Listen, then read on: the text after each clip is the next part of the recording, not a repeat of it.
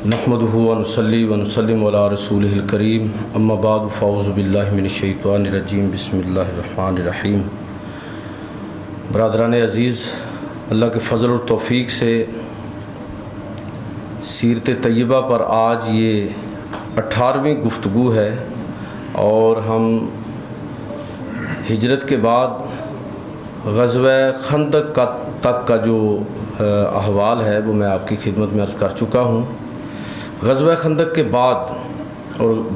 ग़ज़वा बनु कुरैज़ा के बाद इस्लामी दावत जो है एक नए दौर के अंदर दाखिल हुई। जिस तरह मैंने गुज़श्ता दर्स में अर्ज़ किया था कि जब ग़ज़वा खंदक में पूरे अरब की मुत्तहिदा ताकत जो है वो नाकाम होके वापस लौटी और वो लोग अपने मकसद में कामयाब ना हो सके, तो 3 आप देखें बड़े मौके थे। बदर में ये लोग हमलावर हुए, अल्लाह के पैगंबर अपने साथियों के साथ दिफाई जंग आपने लड़ी। ओहद के अंदर ये फिर मक्का से मदीना की तरफ आए और कुरैश ने हमला किया, ये दूसरा बड़ा मौका है। और तीसरा,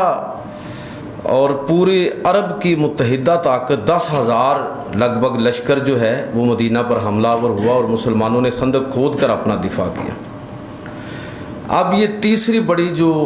नाकामी थी, इसके बाद अल्लाह के पैगंबर सल्लल्लाहु अलैहि वसल्लम ने ये ऐलान फरमाया कि अब इंशाअल्लाह ये लोग अब दोबारा मदीना पर हमला नहीं करेंगे, बल्कि अब हम इक़दाम करेंगे, हम आगे बढ़ेंगे। तो बिल्कुल कह लीजिए कि उस पेशीनगोई के मुताबिक नबी करीम सल्लल्लाहु अलैहि वसल्लम उसके बाद के जितने वाक़यात हैं तो आप देखेंगे कि दावत एक नए दौर के अंदर दाखिल हुई है। ये जो मैं अभी आज जिस मरहले का ज़िक्र करना चाह रहा हूँ और आगाज़ में सुलह हुदैबिया का तज़किरा सन 6 हिजरी का ये वाक़या है। अल्लाह के पैगंबर बिल्कुल मुख्तसर में वो बाज़ वाक़यात जो है वो आपकी खिदमत में अर्ज़ करके जो सीरत के इस वाक़े की असल जिहाद हैं उनकी तरफ इंशाअल्लाह आपकी तवज्जो दिलाऊँगा। तो नबी करीम सल्लल्लाहु अलैहि वसल्लम ने 6 हिजरी की ये बात है, ज़िकात का महीना, जब अल्लाह के नबी सल्लल्लाहु अलैहि वसल्म उम्रे के लिए उम्रे की नीयत के साथ अपने सहाबा के साथ मक्का की तरफ रवाना हुए। उससे पहले आपने ख्वाब के अंदर देखा कि आप बैतुल्लाह शरीफ का तवाफ़ कर रहे हैं। तो आप जानते हैं कि अल्लाह के पैगंबर का जो ख्वाब होता है वो वही की मिसल ही होता है, तो वो झूठ नहीं होता। मेरा और आपका ख्वाब सही भी हो सकता है, गलत भी हो सकता है, लेकिन अल्लाह के पैगंबर जब कोई ख्वाब देखते हैं तो वो वही की तरह होता है। अल्लाह के नबी सल्लल्लाहु अलैहि वसल्लम ने जब ये ख्वाब देखा और सहाबा को अपना ख्वाब सुनाया तो ज़ाहिर एक मुद्दत हो चुकी थी बैतुल्लाह शरीफ की ज़ियारत किए हुए। मुहाजिरीन के लिए, अंसार के लिए मुसलसल जंगो जदाल का दौर है और मुमकिन नहीं है बैतुल्लाह की तरफ सफ़र करना, मक्का की तरफ जाना। तो जब ये खुशखबरी सुनी तो तमाम लोग बड़े जोश व खरोश के साथ उम्रे की अदायगी के लिए तैयार हुए और रसूलुल्लाह सल्लल्लाहु अलैहि वसल्लम लगभग कोई 1400 सहाबा के साथ आप सल्लल्लाहु अलैहि वसल्लम ज़ुल्हुलैफ़ा के मुकाम पर आप सल्लल्लाहु अलैहि वसल्लम ने एहराम बांधा और फिर अपने साथ जो जानवर थे वो भी इस अंदाज़ में साथ उनको लेकर चल रहे हैं कि दूर से जो भी देखे वो ये समझ ले कि मुसलमान जो हैं वो जंग के लिए नहीं आ रहे। अगरचे अरबों का मिजाज ये था कि सफरी तलवारें तो उनके पास होती थी, लेकिन उस तरह जंग की तैयारी नहीं थी, बल्कि बिल्कुल वाज़े तौर पर देखा जा रहा था कि ये जो काफ़िला आ रहा है तो ये सिर्फ़ और सिर्फ बैतुल्लाह की ज़ियारत के लिए आ रहा है। कुरैश को ख़बर हुई, उन्होंने अपनी मनसूबाबंदी की। नबी सल्लल्लाहु अलैहि वसल्लम ने एहतियातन बाज़ लोगों को भेजकर ये मालूम किया कि इन लोगों के इरादे क्या है। पता चला कि वो तो जंग की तैयारी कर रहे हैं। तो अल्लाह के नबी सल्लल्लाहु अलैहि वसल्लम ने जिस मकाम पर वो मुसलमानों के काफ़िले को रोकने के लिए तैयार थे, आपने दूसरी तरफ का रुख किया। आप में से जो दोस्त हुदैबिया पर गए हैं उनको अंदाज़ा हुआ होगा कि ये रूटीन से थोड़ा हट के मक्का मुकरमा की तरफ रास्ता है। जो उस दौर में जो पुराना रास्ता था ये उससे थोड़ा सा अलग, यानी दुश्वार गुजार भी है और आम मामूल से हट कर रास्ता इख्तियार किया ताकि कोई टकराव ना हो।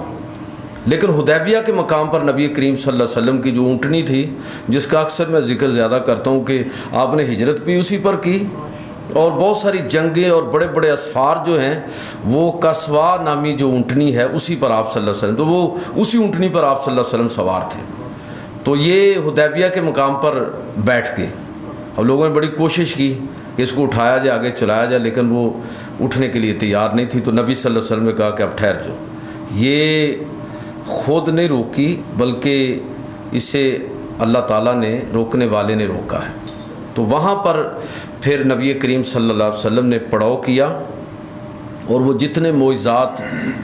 جن کا تذکرہ آپ اس حوالے سے پڑھتے ہیں، میں اس کی تفصیلات میں نہیں جاؤں گا، صرف یاد دہانی کے لیے کہ یہ جو معجزہ آپ سنتے ہیں کہ حدیبیہ کے مقام پر جب یہ کنواں تھا لیکن خشک تھا، تو اللہ کے نبی صلی اللہ علیہ وسلم آپ نے اس خشک کنویں کے اندر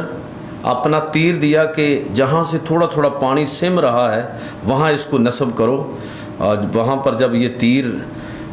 نصب کیا گیا تو تھوڑی ہی دیر میں اللہ رب العزت نے پانی کا پورا چشمہ جاری فرما دیا۔ تو یہ معجزہ بھی لوگوں نے دیکھا۔ پھر ایک اور یہ دیکھا کہ یہ یعنی 2-3 اس طرح کے واقعات ہوئے کہ نبی صلی اللہ علیہ وسلم اسی سفر میں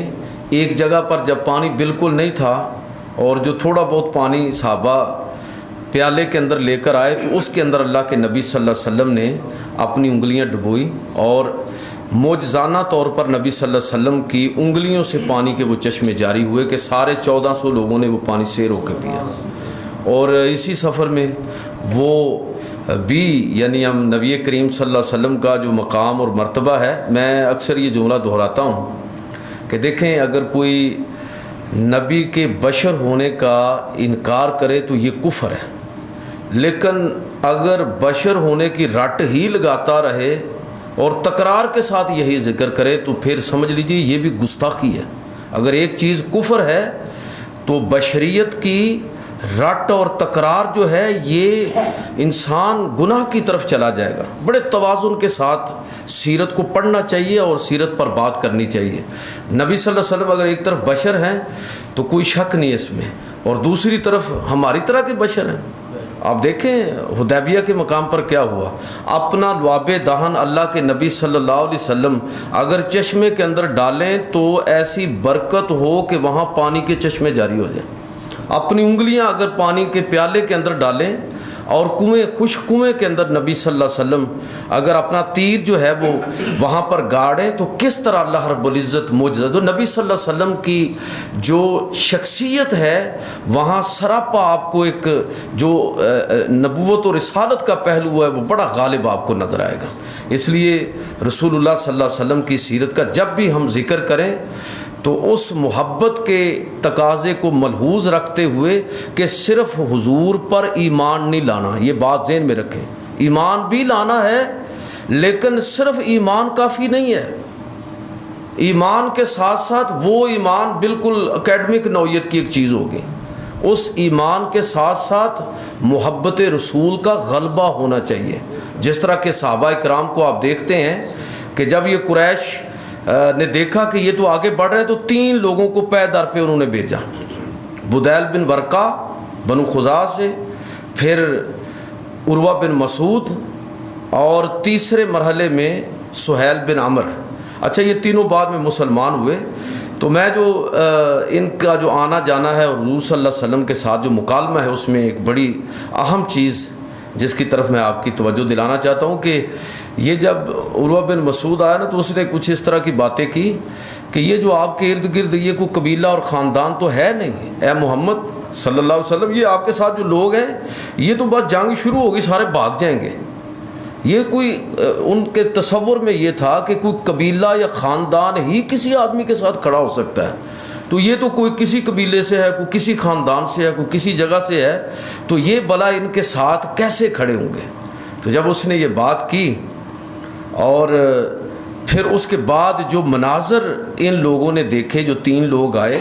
اور پھر انہوں نے جا کے قریش کے سامنے ان کو بیان بھی کیا، وہ مناظر کیا تھے؟ یہ کہہ تو دیا کہ یہ لوگ آپ کے ساتھ کھڑے نہیں ہوں گے، لیکن دوسری طرف انہوں نے یہ بھی دیکھا کہ یہ لوگ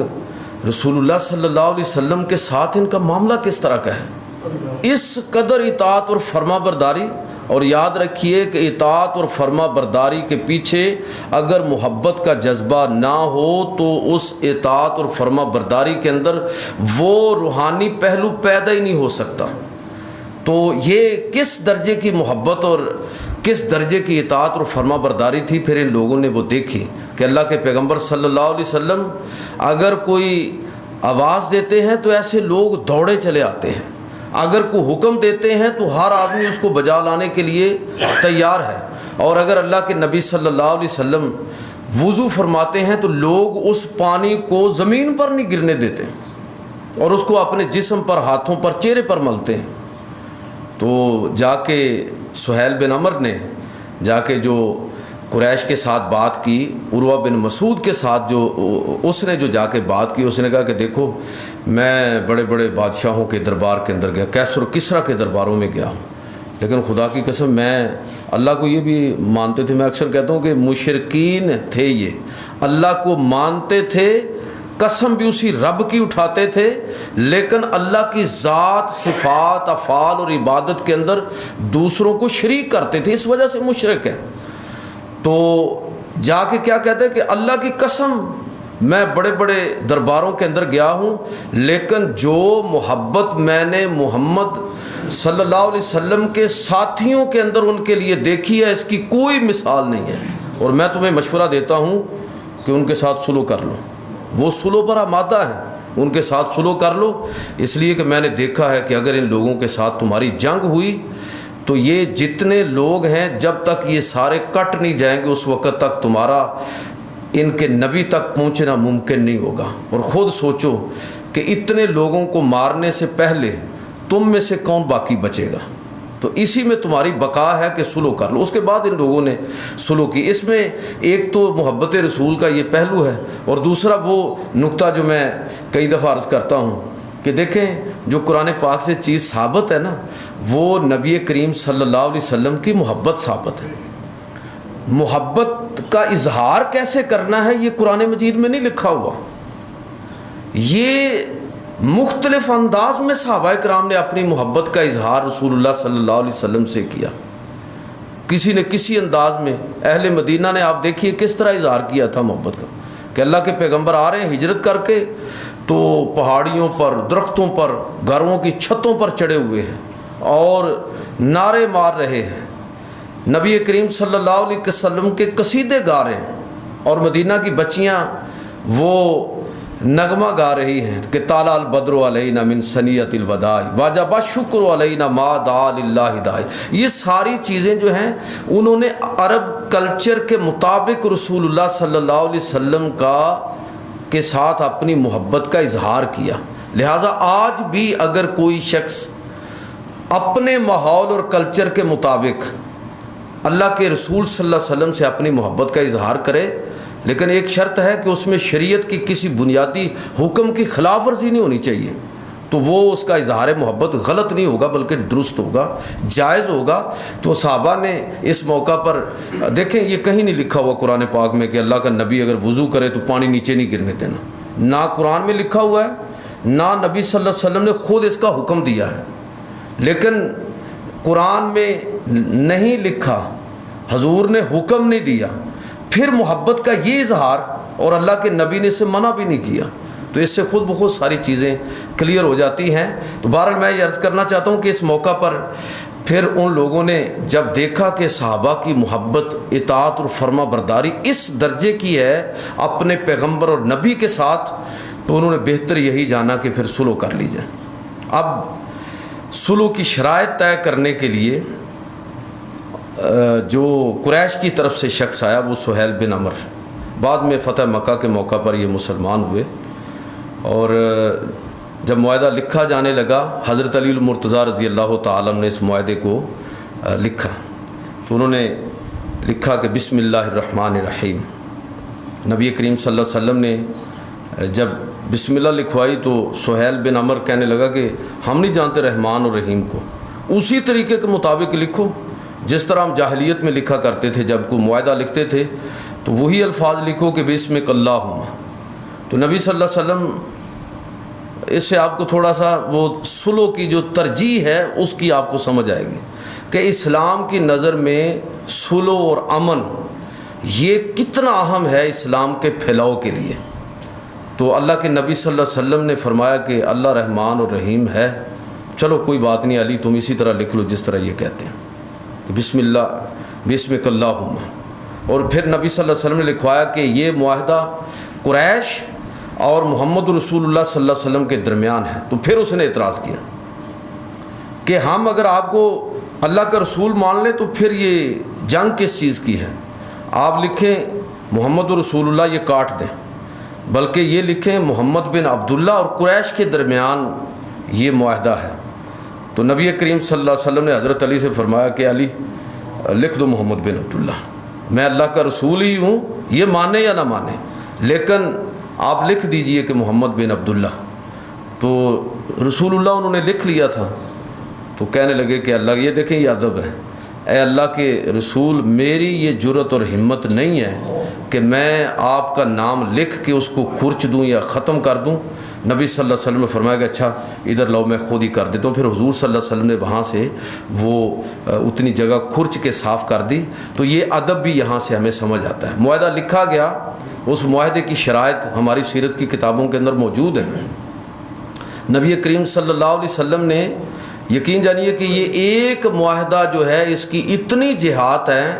کہ اس پر کئی گفتگو ہو سکتی ہیں۔ میں تو اوورال ایک جائزہ آپ کے سامنے رکھنے جا رہا ہوں کہ اس صلح کے معاہدے پر آپ غور فرمائیں کہ اس میں کن شرائط پر اللہ کے پیغمبر نے صلح کی۔ اور یہ ذہن میں رکھیں، بدر میں وہ ناکام ہوئے ہیں قریش مکہ، احد میں مسلمانوں کا نقصان زیادہ ہوا ہے، لیکن احد کا جو درس تھا وہ آپ نے سنا کہ مفتوح جو ہے یا بظاہر جو ناکام لشکر ہے وہ کامیاب لشکر کا تعاقب کر رہا ہے۔ اس کا مطلب یہ ہوا کہ احد میں بھی مسلمان ہی اصل میں، یعنی ٹیکنیکلی اگر دیکھیں تو مسلمان ہی کامیاب ہوئے ہیں، اگرچہ ان کا نقصان زیادہ ہوا ہے۔ اور خندق میں بھی پھر قریش ناکام ہوئے ہیں۔ یعنی تینوں مواقع پر کم از کم دو موقع ایسے ہیں جس میں واضح ناکامی ہے، اور تیسرا موقع آپ اس کو برابر بھی سمجھ لیں تو اس قریش کی مسلسل ہزیمت کو سامنے رکھتے ہوئے اب آپ صلح حدیبیہ کی شرائط پڑھیں کہ وہ ناکام ہو رہے ہیں مسلسل، لیکن اللہ کے نبی صلی اللہ علیہ وسلم ان کے ساتھ جن شرائط پر صلح کر رہے ہیں وہ شرائط کیا ہیں کہ آئندہ 10 سال تک جنگ نہیں ہوگی، 2-3 جو موٹی موٹی اس کی شرائط ہیں، اور اس سال مسلمان عمرہ کیے بغیر واپس جائیں گے۔ صلح ہو رہی ہے تو عمرہ کرنے دو، یا مسلمان یہ اصرار کرتے کہ عمرہ تو ہم کر کے جائیں گے، لیکن جب انہوں نے ضد کی تو اللہ کے نبی نے فرمایا کہ کوئی بات نہیں، ہم اگلے سال آ جائیں گے۔ تو اگلے سال عمرہ کریں گے۔ اس سال دیکھیں انہوں نے اپنی انا کو کس طرح ملحوظ رکھا، اور اللہ کے نبی نے برداشت کیا، اور پھر یہ شرط کہ اگر ادھر سے کوئی شخص مسلمان ہو کر تمہارے پاس چلا جائے تو اس کو واپس کیا جائے گا، اور اگر مسلمانوں میں سے کوئی مکہ آ جائے تو اس کو واپس نہیں کیا جائے گا۔ اب ذرا توجہ فرمائیں، اللہ کے نبی صلی اللہ علیہ وسلم فرمایا کہ ٹھیک ہے۔ اب یہ شرائط کہ جس میں بظاہر مسلمانوں کے دبنے کا تاثر پیدا ہو رہا ہے، حالانکہ زمینی حقائق یہ ہیں کہ بدر میں شکست ہوئی، خندق میں شکست ہوئی، احد میں برابر سرابر معاملہ رہا، اس کے باوجود مسلمان اپنی پوری طاقت کو منوا چکے ہیں اور اپر ہینڈ کے ساتھ صلح کرنے کی پوری صلاحیت رکھتے ہیں۔ پھر بھی اللہ کے پیغمبر صلی اللہ علیہ وسلم نے صلح کر لی ان شرائط پر۔ صحابہ ناراض بھی ہوئے، کئی ازردہ ہوئے، ناراض تو نہ کہہ لیجیے بلکہ ازردہ خاطر ہوئے۔ حضرت عمر جیسے لوگ جو تھے وہ تو کھڑے ہو گئے،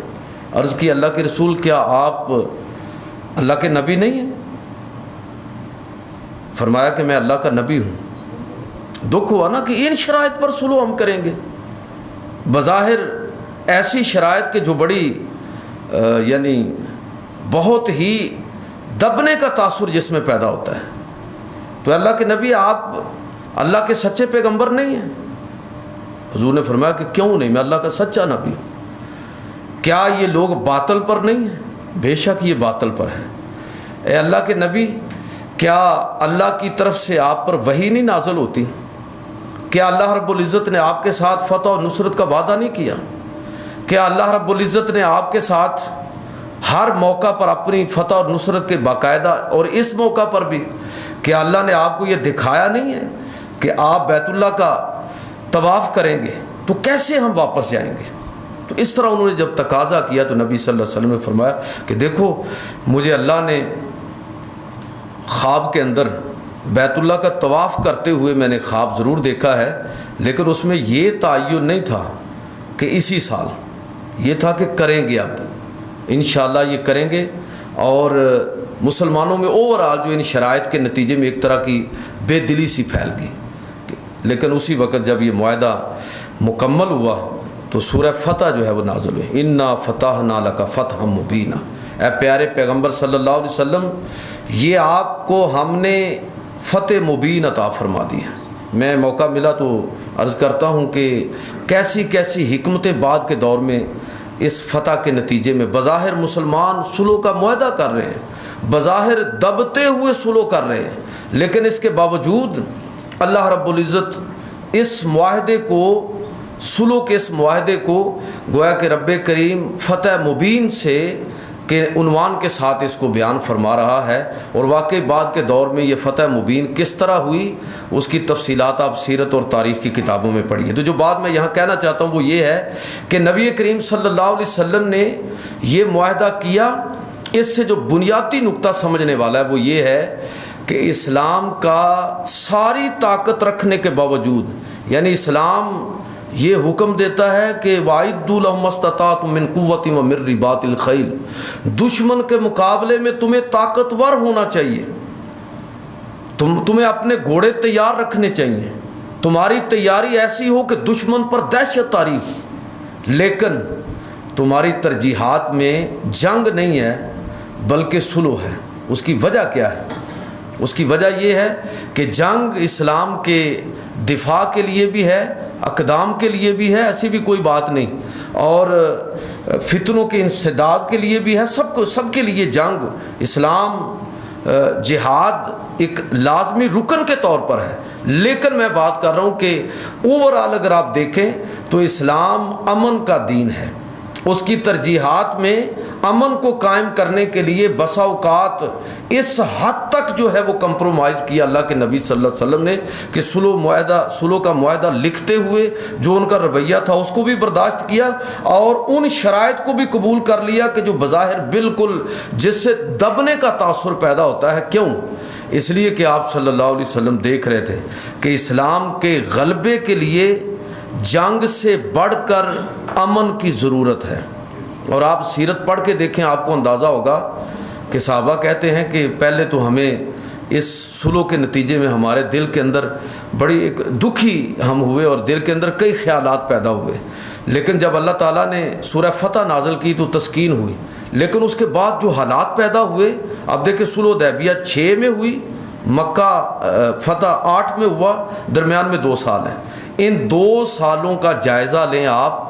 تو آپ کو اندازہ ہوگا کہ ان 2 سالوں کے اندر امن قائم ہوا، اور امن قائم ہونے کے نتیجے میں کیا ہوا کہ لوگ آپس میں مل کر بیٹھے، صلح و صفائی کے ساتھ لڑائی کے امکانات ختم ہوئے، ایک دوسرے کے ساتھ تبادلہ خیال ہوا۔ ان 2 سالوں میں اتنے لوگ مسلمان ہوئے کہ 19 سال کے عرصے میں اتنے لوگ مسلمان نہیں ہوئے، یعنی 19 سال میں اتنے لوگ مسلمان نہیں ہوئے جتنے فتح مکہ اور صلح حدیبیہ کے درمیان ہوئے۔ جو یہاں سے بنیادی بات سمجھنے والی ہے وہ یہ ہے کہ اسلام کے پھیلاؤ کے لیے مناظروں کی ضرورت نہیں ہے، لوگوں کو زبردستی تلواروں کے ساتھ ان کے سر جھکانے کے یہ نہیں ہے، بلکہ جتنے زیادہ پرامن انداز میں محبت کے ساتھ اور باہمی مکالمے کے ساتھ اس دین کو دوسروں تک پہنچایا جائے گا۔ یہ صوفیاء نے کون سا طریقہ اختیار کیا؟ یہ یاد رکھیے کہ برصغیر کے اندر جو اسلام آیا ہے تو عرب تاجروں کے ذریعے آیا ہے، وہ مسلمان حکمرانوں کے ذریعے یہاں اسلام پھیلا ہے، وہ علماء اور صوفیاء کے ذریعے اسلام یہاں پھیلا ہے۔ لیکن آپ جب ان 4 طبقات کا جائزہ لیں گے تو برصغیر کے اندر اسلام کے پھیلاؤ کا سب سے بڑا ذریعہ اور سب سے مؤثر ذریعہ وہ صوفیاء کرام کا طریقہ اور اسلوب دعوت ہے۔ وجہ اس کی کیا ہے کہ صوفیاء نے بالکل یعنی جسے آپ کہتے ہیں نا کہ سر بالکل نیچے کر کے گردن جھکا کے محبت کے ساتھ الفت کے ساتھ لوگوں کو دین کی طرف متوجہ کیا۔ یہاں جو اسلامی ریاست اور حکومت قائم ہوئی تو میں کہتا ہوں کہ یہ بھی اسی پرامن دعوت کا نتیجہ ہے، اور اس انداز میں جب اسلام کسی کے دل کے اندر محبت کے ساتھ داخل ہو تو آپ تاریخ پڑھ لیں، جہاں جہاں اسلام تلوار کے سائے میں داخل ہوا، دور زوال میں اسلام پیچھے ہٹتا ہوا آپ کو نظر آئے گا۔ سینٹرل ایشیا کو دیکھ لیں، بہت سارے علاقے، لیکن جہاں اسلام تلوار کے نہیں بلکہ تبلیغ کے ذریعے داخل ہوا اور لوگوں کے دلوں کو فتح کیا گیا، وہاں سے اسلام نکلا نہیں ہے۔ بے شک مسلمان وہاں ناکام بھی ہوئے ہیں، آپ دیکھ لیجئے کہ انڈونیشیا اور ملائیشیا کے علاقے اور بر صغیر اس کو بھی دیکھیں کہ دور غلامی میں بھی یہاں اسلام اتنا مضبوط ہے کہ میں یہ فرقہ واریت کا مثبت پہلو یہ بیان کیا کرتا ہوں کہ فرقہ واریت کی ساری مذمت کرنے کے باوجود اس کا مثبت پہلو یہ ہے کہ اس کا مطلب یہ ہے کہ لوگوں کو دین کے ساتھ چاہے وہ مسلک کا رنگ لیے ہوئے ہو اتنی گہری محبت ہے کہ اس میں لوگ کمپرومائز کرنے کے لیے تیار نہیں۔ یعنی اس کا مطلب یہ ہوا کہ یہاں پر اسلام لوگوں کے دلوں کے اندر پیوست ہے، اور اس پیوستگی میں جو سب سے بنیادی رول ہے وہ کس چیز کا ہے کہ آپ دین کی دعوت لوگوں کو کس انداز میں دیتے ہیں، وہ محبت کے ساتھ دے رہے ہیں یا طاقت کے ساتھ دے رہے ہیں۔ تو صوفیاء کا جو طریقہ تھا امن اور سلامتی کے ساتھ، اللہ کے پیغمبر صلی اللہ علیہ وسلم نے اس موقع پر دعوت اور تبلیغ کے لیے نبی صلی اللہ علیہ وسلم نے امن کا رستہ اختیار فرمایا صلح حدیبیہ کے اندر، اور اس کے نتائج کیا نکلے کہ 19 سال کے اندر اتنے لوگ مسلمان نہیں ہوئے جتنے فتح مکہ اور صلح حدیبیہ کے درمیانی 2 سالوں کے اندر مسلمان ہوئے۔ تو ایک تو بڑی اہم اور بنیادی بات یہ سمجھنے والی ہے کہ اسلام ایمان، امن، اسلام، سلامتی۔ جس مسجد میں سلامتی اور امن کا پیغام نہیں دیا جاتا وہ سمجھ لیجئے کہ شاید اسلام کی تعلیمات سے ہٹ گئے وہ لوگ۔ تو امن اور سلامتی یہ شرط ہے، بنیادی پتھر ہے دعوت اور تبلیغ میں۔ میں یہ بات دہرا کے کہنا چاہتا ہوں کہ اسلام دیکھیں 87 غزوات و سرایا نبی صلی اللہ علیہ وسلم نے انجام دیے ہیں، تو مقصد کوئی جہاد کا انکار یا اس کی اہمیت کو کم کرنا نہیں ہے، مقصد یہ ہے کہ ترجیحات کا تعین جب آپ کریں گے تو اس میں اسلام کے پھیلاؤ میں سب سے پہلے نمبر پر کون سی چیز آئے گی؟ وہ اللہ نے جو غلبے کا وعدہ کیا ہے نا کہ ہم اس دین کو ضرور دوسرے ادیان پر اور پوری دنیا پر غالب کریں گے۔ تو یاد رکھیے کہ اللہ رب العزت نے کسی بھی جگہ پر سیاسی غلبے کی بات نہیں کی، یہ سیاسی غلبہ مسلمانوں کے کرداری اوصاف کا نتیجہ ہے۔ جو جس غلبے کا وعدہ کیا اللہ تعالیٰ نے وہ هو الذی ارسل رسولہ بالہدی ودین الحق لیظہرہ علی الدین کلہ، تو وہ جو اظہار دین کا جو اللہ تعالیٰ نے وعدہ کیا ہے وہ یہ ہے کہ مسلمان قیامت تک جب بھی دلیل کے ساتھ کوئی بھی ان کے ساتھ ٹیبل ٹاک میں مسلمانوں کے ساتھ جیت نہیں سکتا۔ مغرب اور یورپ آج بھی ہمارے ساتھ بیٹھ لے، ٹھیک ہے سیاسی غلبہ ان کو حاصل ہو گیا وہ اپنی جگہ پر، معاشی غلبہ بھی ان کو حاصل ہے، لیکن جب وہ نظریات کے میدان کے اندر مسلمانوں کے ساتھ بات کریں گے اور مسلمان اپنے اپنے فرقوں کی بات چھوڑ کے اسلام کی بات کریں گے اور اسلام کو بطور عالمگیر دین کے طور پر لوگوں کے سامنے پیش کریں گے اور اس لاجک کے ساتھ پیش کریں گے کہ جو قرآن و سنت کا تقاضا ہے، تو صلح حدیبیہ کا پیغام یہ ہے کہ مسلمان کسی بھی موقع پر اللہ نے اس دین کے دلیل کے ساتھ غلبے کا وعدہ کیا ہے، یہ ممکن نہیں ہے کہ مسلمان دلیل کے میدان میں مغلوب ہو جائیں۔ اس لیے ہماری ترجیح یہ ہونی چاہیے کہ ہم مغرب اور یورپ اور ان لوگوں کو ٹیبل ٹاک پر لے کے آئیں۔ ان کی اسٹریٹجی البتہ یہ ہے کہ وہ ہتھیاروں کے ساتھ ہمیں مسلسل دباتے رہیں۔ اب اس چیز میں توازن کس طرح کرنا ہے یہ بہرحال ہماری لیڈرشپ کا کام ہے۔ میں آخری بات کر کے ختم کرتا ہوں کہ اس موقع پر جو ایک بڑی اور چیز ہمیں سمجھ آتی ہے کہ اللہ رب العزت کی جو یہ صلح حدیبیہ جو ہے نا اللہ تعالیٰ کی تدبیر کا مظہر ہے۔ یعنی ایسے لگتا ہے کہ جب اللہ تعالیٰ کسی کام کے کرنے کا ارادہ فرما لیتا ہے تو وہ اس کے لیے ماحول خود بخود بنانا شروع کر دیتا ہے۔ اب وہ سچ ہونا ہی ہونا ہے، اس کے لیے اللہ رب العزت نے صلح حدیبیہ کا جو ماحول پیدا فرما دیا، یہ تمہید ہے، یہ فتح مبینہ ان معنوں میں ہے کہ ایک بڑی فتح کے لیے یہ گویا کہ تمہید بن رہی ہے صلح حدیبیہ۔ تو ایک بات تو یہ سمجھ آئی کہ وَمَاكَرُ وَمَاكَرَ اللَّهُ وَاللَّهُ خَيْرُ الْمَاكِرِينَ، لوگ اپنی تدبیریں کرتے رہتے ہیں، قضاء و قدر اپنی چال چلتی ہے، اور جو اللہ فیصلہ کر لیتا ہے اس کے لیے وہ ماحول اور سامان خود بخود پیدا فرما دیتا ہے۔ یہ دیکھیں صلح حدیبیہ میں کیا ہوا۔ ایک یہ بات بھی سمجھ آتی ہے کہ اس موقع پر نبی کریم صلی اللہ علیہ وسلم کے جو آثار و تبرکات ہیں اس سے صحابہ کرام نے کس طرح توسل کیا، میں نے مثالیں دی آپ کو، تو یہ بات بھی ہمیں سمجھ آتی ہے کہ نبی صلی اللہ علیہ وسلم کی ذات وہ کس طرح اور آپ سے وابستہ تبرکات، وہ جھوٹا پانی ہو اور وہ آپ کا لعاب دہن ہو، وہ آپ کے دیگر آثار ہوں، صحابہ کرام اس سے کس طرح توسل کرتے تھے اور کس طرح اس کو تبرک بناتے تھے، یہ بات بھی ہمیں سمجھ آتی ہے۔ اور اب موقع نہیں ہے، آگے کوئی انشاءاللہ بات کروں گا۔ اس میں صلح حدیبیہ کا ایک بڑا زبردست پہلو جو ہے وہ اس وقت جو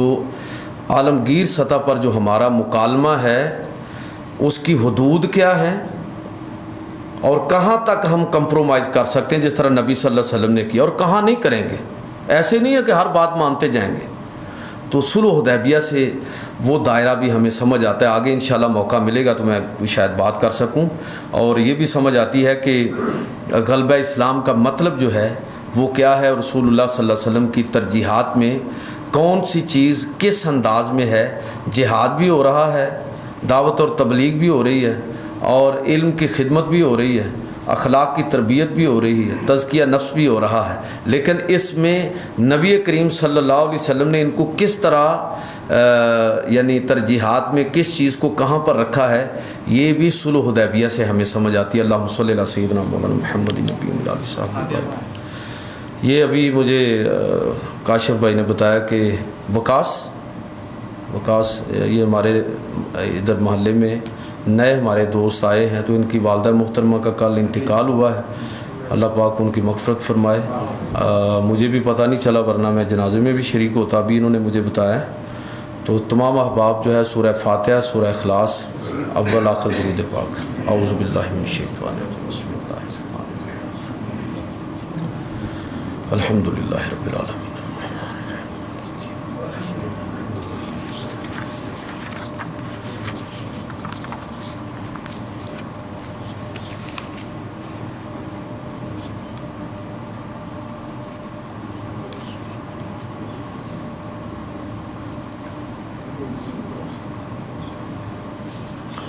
اللہم صلی علی سیدنا مولانا محمد نبی علیہ صحابہ بارک وسلم۔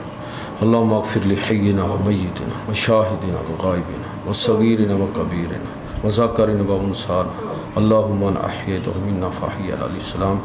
و من توفیتہ منا فتوفی علی الایمان۔ اے رب کریم، ہم سب نے جو سورہ فاتحہ، سورہ اخلاص، درود پاک پڑھا ہے اپنی بارگاہ میں قبول فرما۔ یا رب کریم، اس کا ثواب تیرے پیارے حبیب صلی اللہ علیہ وسلم کی بارگاہ میں پیش کرتے ہیں۔ اے اللہ، آپ کے وسیلہ جلیلہ سے آپ کے ازواج مطہرات، صحابہ کرام، جمیع علماء امت، صالحین، متقین، شہداء بدر، احد، خندق اور دیگر مواقع پر جو صحابہ شہید ہوئے اسلام کے لیے، جن لوگوں نے بھی آج تک قربانیاں دی ہیں،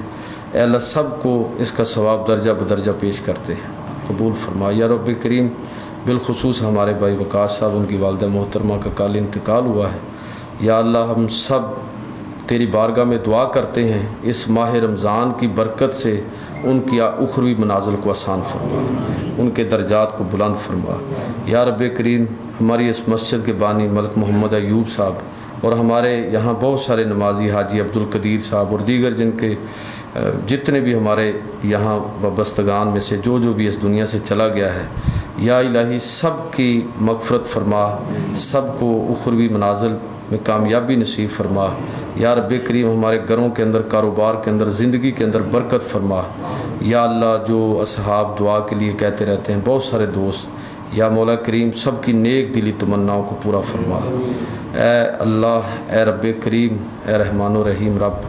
اپنے پیارے نبی صلی اللہ علیہ وسلم کے صدقے ہماری دعا کو اپنی بارگاہ میں قبول فرما۔ فصلی اللہ تعالی علی رسولہ خیر خلقہ محمد و آلہ وصحبہ۔